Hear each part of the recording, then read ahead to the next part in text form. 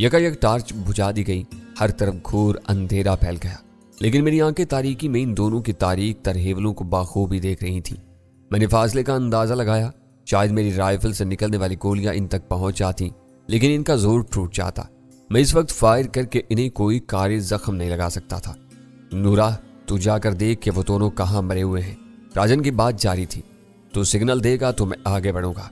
आंखें बंद करके आगे बढ़ना ठीक नहीं है। बास, नूरा की कपकपाती हुई आवाज उभरी। गाड़ी की ओट में कोई मौजूद हुआ तो मुझे भून डालेगा। यहीं रुककर थोड़ी देर देखते हैं कि। राजन ने बात काट कर उसे गाली दी और कहा, अबे जाता है या मैं तुझे भून डालूं? तेरे हाथ में भी गन है, फिर तेरी माँ क्यों मर रही है? मैं जाता हूँ, नूरा ने घबराई हुई आवाज में कहा। मैं मुंतजिर रहा, लेकिन कोई पेशरफ्त नहीं हुई। दोनों इसी जगह जमे खड़े रहे थे। राजन ने जुबान से उसे आगे बढ़ने का हुक्म दिया था, लेकिन इशारे से शायद रोक लिया था। वो अपनी दानिश में अपने छुपे हुए हरीफ को चक्कर देने की कोशिश कर रहा था। यकायक नेहवलों के करीब शोले चमके।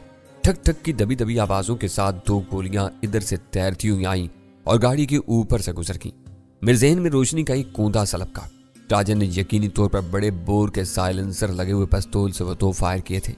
अगर उसके पिस्तौल से निकली हुई गोलियां मेरी कमीनगाह के ऊपर से गुजर सकती थीं, तो मेरी राइफल से निकली हुई गोलियां इन दोनों को उधेड़ सकती थी।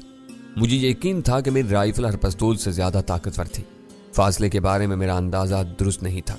राजन ने फायरिंग में पहल करके मेरी वो मुश्किल आसान कर दी।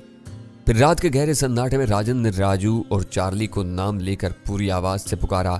इन दोनों को गालियां देना शुरू कर दी। इसकी इश्तियाल में डूबी हुई आवाजों की बात कहीं दूर तक फैल रही थी। इसने अपने रवैये से यह साबित कर दिया था कि अपने दोनों गुमशुदा आदमियों में से किसी की तरफ से इत्मीनान बख्श जवाब मिले बगैर मजीद एक कदम भी आगे नहीं आएगा। उसने 2 बेआवाज फायर करके अपनी दानिश में अपने छुपे हुए हरीफ को किसी जवाबी कार्रवाई पर उकसाने की कोशिश की थी, ताकि उसी तारीकी में शामिल खतरात का सही इदराक हो सके। वो अपनी जगह से आगे बढ़ने पर आमादा नहीं था। मैं दौड़कर उसकी तरफ जाने और उसे दबोचने का खतरा मोल नहीं ले सकता था। मैंने अपनी राइफल की नाल का रुख दुरुस्त किया, रेत पर अकड़ों बैठकर अपनी दाहिनी कोहनी को रान का सहारा दिया और फिर नाल को दाएं से बाएं तरफ जुम्बिश देते हुए एक ब्रस्ट फायर कर दिया। तड़ातड़ की होलनाक आवाजों के साथ मुतअद्दिद गोलियां इस तरफ तैर की। फिजा में एक दबी दबी और अजियतनाक चीख गूंजी। मेरा अंदाजा था कि वो चीख राजन की थी। मेरी चलाई हुई किसी गोली ने उसके जिस्म का कोई हिस्सा चाट लिया था। मुझे मायूसी हुई कि इसका नूरा नामी साथी मेरी फायरिंग से बच गया था, क्योंकि फिजा में दूसरी चीख नहीं सुनाई दी थी। मैंने अंधेरे में आंखें फाड़ फाड़ कर देखा, लेकिन मुझे इन दोनों के हिवले कहीं नजर नहीं आए। मैंने दोबारा हल्का सा ब्रस्ट मारा। वो अंधेरे में चलाया हुआ तीर था जो जाया हो गया। मैंने राइफल तान कर इस तरफ दौड़ लगा दी जहां आखिरी बार वो दोनों खड़े हुए नजर आए थे। दौड़ते हुए मैंने राइफल का खटका सरका कर इसे ब्रस्ट से सिंगल फायर पर मुंतकिल कर दिया। मैं अपने अंदाजे के मुताबिक उनकी छोड़ी हुई पोजीशन के करीब पहुंचा तो मुझे तारों की छांव में बाहर रेत पर एक इंसानी वजूद बेहिस्स व हरकत पड़ा हुआ नजर आया। मैंने बेखौफी से उसकी आस्तीनें पकड़कर सीधा किया और मेरी उम्मीदों पर ओस पड़ गई। मेरी गोली उसके भेजे को उड़ाती हुई पार निकल गई थी। इसी वजह से वो अपने थाने से कोई आवाज निकाले बगैर आनन फानन में मर गया था। मुझे सदमा हुआ कि वो आदि खोपड़ी वाला बिगड़ा हुआ चेहरा राजन का नहीं था। उसका रंग राजन के मुकाबले में बहुत साफ था। तारीख की दी हुई इत्तला के मुताबिक राजन अपने 3 आदमियों के साथ इन इतराफ में आया था और वो तीनों ही जरा सी देर में मेरे हाथों मारे जा चुके थे। ये राजन के मुकद्दर की यावरी थी कि वो बचकर फरार होने में कामयाब हो गया। मेरे लिए इत्मीनान की एक ही बात थी कि पहला ब्रस्ट फायर करते ही मैंने वाज़ेह तौर पर राजन की चीख सुनी थी, जिसका मतलब था कि वह जख्मी हो चुका था। मैंने मरने वाली की लाश के करीब ज्यादा वक्त बर्बाद नहीं किया। इसके चेहरे पर एक नजर डालकर आगे दौड़ लगा दी। मेरे ये ख्याल सनसनीखेज था कि तीसरे साथी की खामोश मौत के बाद राजन न सिर्फ अकेला रह गया था बल्कि जख्मी भी हो चुका था। मैं अपने इस खतरनाक हरीफ को नेस्तो नाबूद कर देने के जोश में काफी दूर तक दौड़ता चला गया। इस दौरान में मैंने उसे खौफजदा करने के लिए चंद अंधाधुंध फायर भी किए जिनका कोई रद्द-ए-अमल सामने नहीं आ सका। अंधेरे में जहां तक मेरी नजर काम कर रही थी हर चीज साकन नजर आ रही थी। मेरे सिवा वहां नकलो हरकत के कोई आसार नहीं थे। मुझे एहसास हुआ कि मैं बेमकसद भाग दौड़ में लगा हुआ था। हमवार रेतीले मैदान में किसी मुतफ़्फ़िज़ का वजूद नहीं था। राजन के लिए बेहतरीन राह यही थी कि वो दोबारा टीलों में घुस जाता और उसने शायद ऐसा ही किया था। मुझे उसकी तरफ से यह खतरा नहीं था कि वो लंबा चक्कर काट कर अपनी गाड़ी तक पहुंचने की कोशिश करेगा। वो मरकर भी ये अंदाजा नहीं लगा सकता था कि इसका मुकाबला सिर्फ मुझसे था। इसके ज़हन पर खौफ सवार होगा کہ دشمن کے 2 آدمی اس کی کار کے پاس اندھیرے میں گھات لگائے بیٹھے ہوں گے۔ وہ ادھر کا رخ کرے گا اور مارا جائے گا۔ اچانک ٹیلوں کی طرف سے ایک بے آواز گولی میری طرف آئی اور قریب سے گزر گئی۔ ٹریگر کی ٹھک کی آواز گہرے سناٹے میں بہت نمایاں تھی۔ فضا میں میری طرف تیرتا ہوا شعلہ اس سے زیادہ نمایاں تھا۔ میرے اندازے کی تصدیق ہو گئی کہ راجن کسی ٹیلے پر چڑھ گیا تھا۔ میں نے اپنی رائفل کا رخ اس کی کمینگاہ کی طرف گھمایا اور 2 گولیاں داغ دی۔ وہ صرف اس کے فائر کا جواب تھا۔ مجھے کسی نتیجے کی توقع نہیں تھی۔ وہ بلندی پر تھا، اگر وہاں ذرا بھی اجالا ہوتا تو اس کے لیے مجھے مار گرانا بہت آسان ہوتا۔ میرے لیے اسے اپنی زد پر لینا تقریباً ناممکن تھا۔ ڈینی، میں تجھے فنا کر دوں گا۔ بلندی سے راجن کی غصیلی آواز گونجی۔ صاف اندازہ ہو رہا تھا کہ بھاگتے رہنے کی وجہ سے اس کا سانس پھولا ہوا تھا۔ کالے شیطان، ہمت ہے تو میدان میں آ کر مقابلہ کرنا۔ میں نے ہوشیار رہ کر اسے للکارا۔ وہ گالیاں ایجاد کرنے اور بکنے میں خصوصی مہارت رکھتا تھا۔ اس کے دھانے سے بلند آواز میں مغالطات کا ایک طوفان امڑ پڑا۔ اسی کے ساتھ اس نے پھر ایک فائر کیا۔ اس بار اس کی چلائی ہوئی گولی مجھ سے بہت دور تھی۔ میں خاموشی سے اس کے اگلے وار کا انتظار کرتا رہا، لیکن کچھ نہ ہوا۔ جب وہ وقفہ بہت طویل ہو گیا تو میں نے مضطرب ہو کر اسے للکارا اور اندازے سے بلندی کی طرف ایک فائر کر دیا۔ جواب میں کچھ نہیں ہوا۔ مزید کچھ انتظار کے بعد مجھے یقین ہو گیا کہ مجھے چکما دے کر خاموشی سے کسی طرف نکل گیا تھا۔ ریت کے ساحلی ٹیلوں کے درمیان صحیح سمت میں پیش قدمی کر کے وہ بندرگاہ کے اس علاقے میں پہنچ سکتا تھا جہاں سے اسے شہر کے لیے کوئی نہ کوئی سواری مل جاتی۔ اپنی جان بچانے کے لیے اس نے اپنے تینوں ساتھیوں اور گاڑی کو فراموش کرنے کا فیصلہ کر لیا تھا۔ راجن کی وہ حکمت عملی میرے لیے ناقابل فہم تھی۔ میں اس کی جگہ ہوتا تو خود بھی کوئی مہلک خطرہ مول لینے کے بجائے پسپائی کی راہ اختیار کرتا۔ میں بوجھل قدموں سے راجن کی گاڑی کی طرف چل دیا جو اس تاریکی میں بھی خاصی واضح نظر آ رہی تھی۔ واپسی میں نے راجن کے تیسرے ساتھی کی لاش کو نظر انداز کر دیا۔ وہ گولی سے بھیجا اڑ جانے کی وجہ سے مرا تھا۔ اس سے مجھے کوئی خطرہ نہیں تھا۔ راجن کی گاڑی بدستور لاوارث حالت میں کھڑی ہوئی تھی۔ چاؤفان سڑک پر اپنی جیپ لیے سخت اضطراب سے گزرا ہوگا۔ میں نے گاڑی پر ایک نظر ڈالی اور قدرے پیچھے ہٹ کر اس کی پیٹرول کی ٹنکی کے مقام پر فائر کر دیا۔ فائر کے دھماکے کے ساتھ بھگ کی زوردار گونج پیدا ہوئی اور گاڑی سے ہولناک شعلوں کا ایک لہراتا ہوا مینار فضا میں بلند ہو گیا۔ وہ پس منظر ایک لمحے کے لیے نظر آیا، پھر کار کے نیچے ہر طرف آگ آگ پھیلتی چلی گئی۔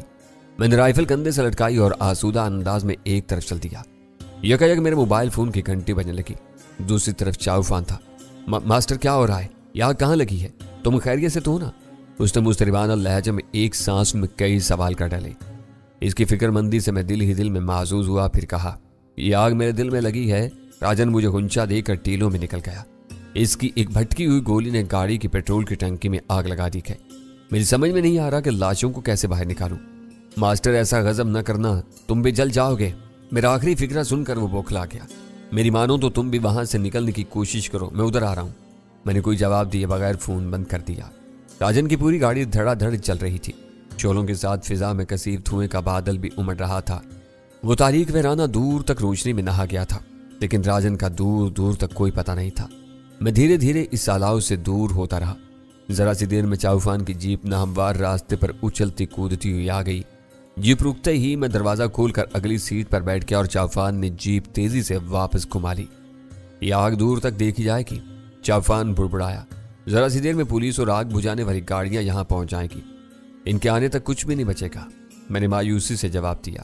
پیٹرول کی آگ بہت موذی ہوتی ہے، لاشوں سمیت ہر چیز جل کر راکھ ہو جائے گی۔ جلنے دو، سب کچھ جل جانے دو، ہمارا کیا بگڑے گا؟ چاؤفان اضطراری لہجے میں بولا۔ یہ ملبہ راجن کی ایک اور شکست کی گواہی دے گا۔ ایک کار اور 2 چلی ہوئی لاشیں اسے کہیں منہ دکھانے کے قابل نہیں چھوڑیں گی۔ 2 نہیں 3 لاشیں۔ میں نے اس کی تصحیح کی۔ راجن کا تیسرا ساتھی میری رائفل کا نشانہ بن گیا۔ اس کی لاش آگے پڑی ہوئی ہے۔ میں نے ایک چیخ سنی تھی۔ چاؤفان نے جلدی سے لقمہ دیا۔ میں نے اسے یہ بتانے کی ضرورت محسوس نہیں کی کہ وہ بھی خاموشی سے مرا تھا۔ فضا میں گونجنے والی چیخ راجن کی تھی۔ مجھے صرف تمہاری رائفل کا فائر سنائی دے رہا تھا۔ چاؤفان کی بات جاری رہی۔ کیا وہ بے آواز ہتھیار استعمال کر رہا تھا؟ شاید راجن کے پاس سائلنسر لگا وہ پستول تھا۔ اس کے آدمی کے کندھے پر پڑی ہوئی رائفل پر مجھے سائلنسر نظر نہیں آیا۔ میں نے بتایا، یہ برا ہوا کہ وہ بچ کر نکل گیا۔ چاؤفان متاسفانہ لہجے میں کہہ رہا تھا، اس کے تینوں ساتھی نکل جاتے اور وہ مارا جاتا تو مزہ آ جاتا۔ سب کچھ ہماری مرضی کے مطابق ہونے لگے تو ہر طرف آفت آ جائے۔ یہ قدرت اور اس کی غیبی قوتیں ہیں جو ہر کام اور شے میں توازن برقرار رکھتی ہیں۔ ہو سکتا ہے کہ ابھی راجن کے مقدر میں اور زیادہ ذلت لکھی ہوئی ہو۔ ماسٹر، کبھی کبھی تم فلسفہ بولنے لگتے ہو۔ وہ اپنی مادام بھی ایسی ہی ہے۔ ہنستے بولتے ہوئے اچانک ایسی باتیں شروع کر دیتی ہے جو میرے سر پر سے گزرنے لگتی ہیں۔ تم انکسار سے کام لے رہے ہو، میرا اندازہ ہے کہ عام باتیں بھی تمہارے سر پر سے گزر جاتی ہیں، میں نے شگفتہ انداز میں کہا۔ وہ مہم بیٹھے بٹھائے سامنے آئی تھی۔ تارک مجھے یہ خبر نہ دیتا کہ راجن موتی محل سے باہر نکلا ہے تو کچھ بھی نہ ہوتا، دوسری راتوں کی طرح وہ رات بھی گزر جاتی۔ میں چوفان کے ساتھ نکلا اور ہم نے بہت آسانی کے ساتھ راجن کے 3 آدمی مار لیے۔ وہ یقینی طور پر اس کے بہت اہم اور قریبی ساتھی رہے ہوں گے۔ ان کی عبرتناک ہلاکت کے ساتھ میں نے راجن کو بھی زخمی کر دیا تھا۔ چند گھنٹوں کی جد و جہد کے وہ نتائج بہت حوصلہ افزا تھے۔ میں ذہنی طور پر خود کو بشاش اور ہلکا محسوس کر رہا تھا۔ تم کبھی کبھی میرے ساتھ زیادتی کر جاتے ہو، اس نے پزمردہ لہجے میں شکایت کی۔ میں اتنا کن ذہن نہیں ہوں، اہم مواقع پر تمہارے ہر اشارے کو سمجھ لیتا ہوں۔ اسی وقت سڑک کے اگلے موڑ سے جلتی بجھتی ہوئی تیز روشنیوں اور سائرن کی خوف آور آواز کے ساتھ آگ بجھانے والی 2 گاڑیاں مڑ کر ہماری طرف آتی ہوئی نظر آئیں۔ ان کے پیچھے پولیس والوں کی 2 گاڑیاں بھی تھیں۔ درمیانی فاصلہ تیزی سے کم ہوتا چلا گیا، پھر وہ چاروں گاڑیاں بہت تیزی کے ساتھ ہمارے قریب سے گزر کر اس سمت میں چلی گئیں جہاں راجن کی گاڑی چل رہی تھی۔ روح کو لرزا دینے والے اس شور شرابے کی وجہ سے میں چوفان کے شکوے کا جواب دینے سے بچ گیا۔ حیرت ہے کہ پولیس والوں نے ہماری طرف دھیان نہیں دیا، میں نے خود کلامی کے انداز میں کہا۔ ان کی گاڑیاں دیکھ کر میرے دل کی دھڑکنیں تیز ہو گئی تھی۔ آگ سڑک سے کافی دور بھڑک رہی ہے، ہم سڑک پر تھے۔ انہیں یہ خیال نہیں آیا ہوگا کہ ہم ادھر سے آ رہے ہیں۔ چوفان نے خود ہی ان کی عدم توجہی کی تعویل پیش کر دی۔ میں نے اسے کوئی جواب نہیں دیا، مگر میرے ذہن میں ایک پھانس سی چپ کر رہ گئی۔ مجھ بینکا کی پولیس کا تجربہ نہیں تھا، ہم جائے واردات کی طرف سے آ رہے تھے۔ اس آتش زنی سے ہمارا کوئی تعلق نہ ہوتا تب بھی اصولی طور پر ہمیں وہاں رک کر آتش زدگی کا شکار ہونے والوں کی مدد کرنی چاہیے تھی۔ ہم لا تعلقانہ انداز میں وہاں سے گزرے اور پولیس والوں نے ہمارے اس غیر معمولی رویے پر کوئی توجہ نہیں تھی۔ ہمیں یکسر نظر انداز کر کے آگے نکلتے چلے گئے۔ مجھے شبہ ہو رہا تھا کہ وہ غیر ارادی طور پر اس غفلت کے مرتکب ہوئے تھے۔ دور سے پیٹرول کی خوفناک آگ دیکھ کر ان کے افسر کے سر پر ایک ہی دھن سوار تھی کہ وہ فائر انجنوں کے ساتھ جلد از جلد جائے واردات پر پہنچ جائے۔ اس بدحواسی میں اس نے ہماری گاڑی پر دھیان نہیں دیا۔ شعلوں میں گھری ہوئی سفید کار کے پاس پہنچ کر جب اسے اندازہ ہوتا کہ وہ کوئی اتفاقی حادثہ نہیں تھا تو ممکن تھا کہ اسے چوفان کی گزرتی ہوئی جیپ کی یاد آ جاتی اور وہ ہماری تلاش میں وہاں سے واپس دوڑ لگا دیتا۔ یہاں سے شہر جانے کے کتنے راستے ہیں؟ میں نے پرسکون انداز میں چوفان سے پوچھا۔ معاشرے میں چھوٹے اور سیدھے راستے سے یہاں آیا تھا، دوسرا راستہ لمبا ہے، اسے سنجیدگی سے جواب دیا۔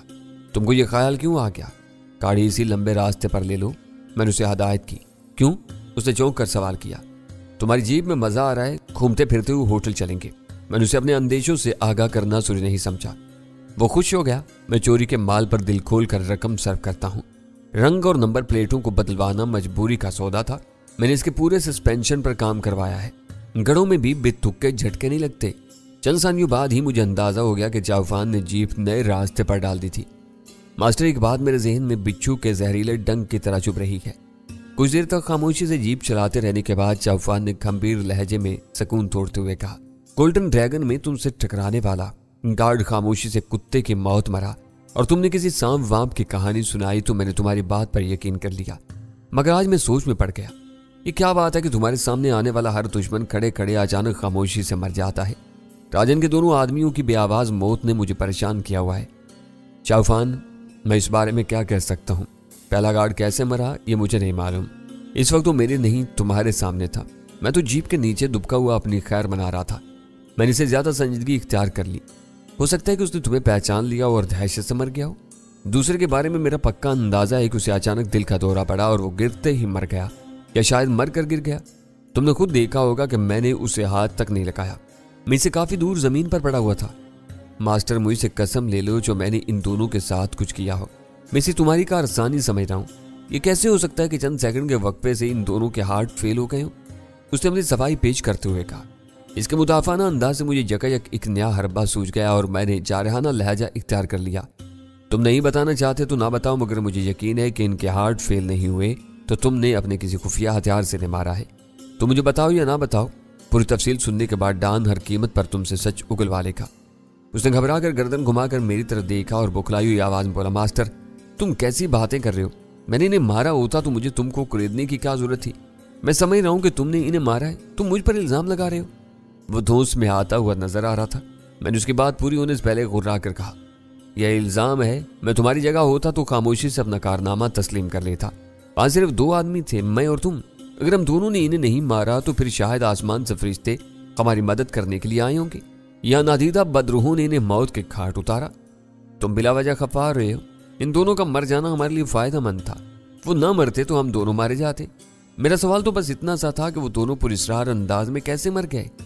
मेरा ख्याल है कि हमें आपस में उलझने की जरूरत नहीं, ये मुअम्मा डॉन खुद हल कर लेगा, मैंने बेरुखी का मुजाहरा करते हुए जवाब दिया। और तुम डॉन से ये कहोगे कि मैंने उन्हें किसी खुफिया हथियार से मारा है? उसने तकरीबन रो देने वाली आवाज में मुझसे तस्दीक चाही। मैंने जो महसूस किया है वही कहूंगा, इसके सिवा और क्या कह सकता हूं। तुम अपनी राय पेश कर देना।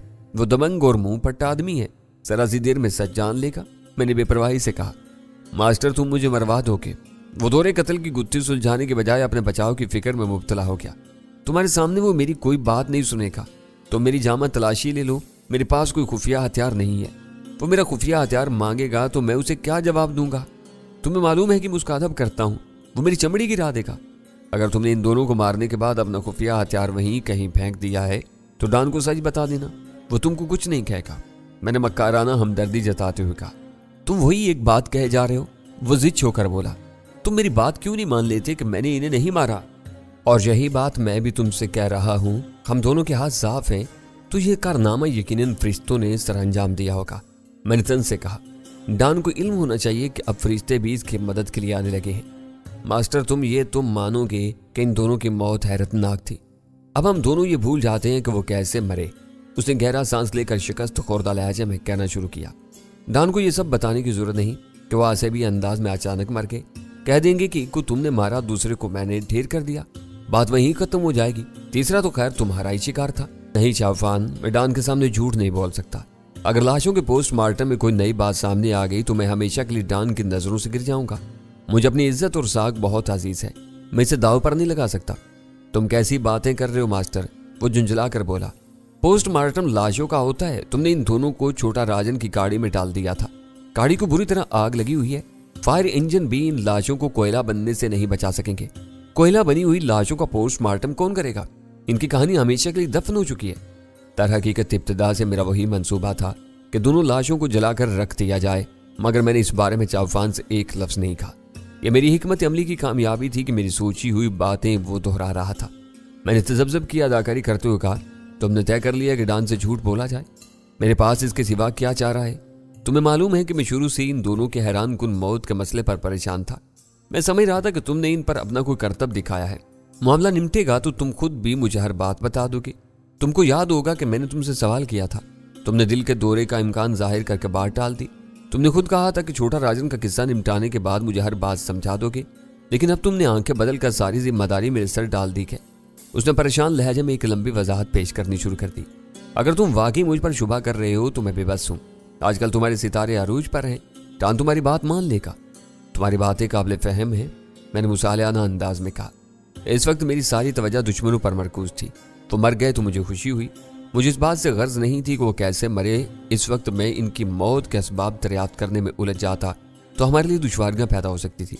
अगर हम दोनों के हाथ साफ हैं तो यही समझा जा सकता है कि वो दोनों इन अतराफ में पाई जाने वाली किसी जहरीली खुदरूज झाड़ी के कांटे या किसी खौफनाक कीड़े मकोड़े का निशाना बन के अब इनकी लाशें जलकर कोयला बन चुकी होंगी। मैं तुम्हारे इस ख्याल से मुत्तफिक हूँ कि इनकी मौत के असबाब का तयन करना नामुमकिन हो चुका है। तुम चाहते हो तो मैं एक कत्ल की जिम्मेदारी अपने सर ले लूंगा। चाहो तो तुम जहरीली झाड़ियों वाला नजरिया पेश करके डॉन के सामने द्रोगोई से बच सकते हो। उसे फौरी तौर पर मुतबादिल मशवरा सूझ गया। मैंने झूठ बोलने का मशवरा मजबूर होकर दिया था। तुम मुझ पर शुबा कर रहे थे और फिर खुफिया हथियार खुदा के बना, वो मैं कहां से पैदा करता? मैंने दोस्ताना अंदाज में उसके शाने पर हाथ मारकर कहा, डॉन अमली दुनिया का आदमी है। इसके सामने हमने कोई नजरिया पेश किया तो वो बाल की खाल निकालेगा। हमने सब कुछ अपनी आंखों से देखा है, मगर हम इसे ये यकीन नहीं दिला सकेंगे कि वो दोनों अपनी बदनसीबी का निशाना बन गए। यही कहना ठीक रहेगा कि हम दोनों ने एक ही खरीफ का काम तमाम कर दिया। मुझे एक उम्र गुजर गई मगर मैं अभी तक डॉन को समझ रहा हूँ। वो हसरत ज़दा आवाज में बोला, तुमने मुख्तसर से मुद्दत में इसके मिजाज को पा लिया। वो 2 और 2 4 वाला आदमी है। इससे सीधी और दो टोक बातें ही मुनासिब रहेंगी। मैंने दिल ही दिल में अल्लाह का शुक्र अदा किया कि मैं चाउफान के साथ महज हल्की सी बदमज़गी के बाद इस संगीन मामले को मुफाहमाना अंदाज में निपटाने में कामयाब हो गया। गुफ्तगू के दौरान में उसने मेरे सामने अपने दिल का गुबार निकाल लिया था। मुझे तवक्का थी कि मेरी तरफ से उसके दिल में कीना पैदा नहीं हुआ था। वैसे भी वो डॉन के सामने झूठ बोलने के बाद खुद भी मेरा शरीक बन जाता। दूर दूर तक ये इम्कान नजर नहीं आ रहा था कि वो बाद में डॉन को सच बताकर इसके कहर का निशाना बनने का खतरा मोल लेने की जुर्रत कर सकेगा।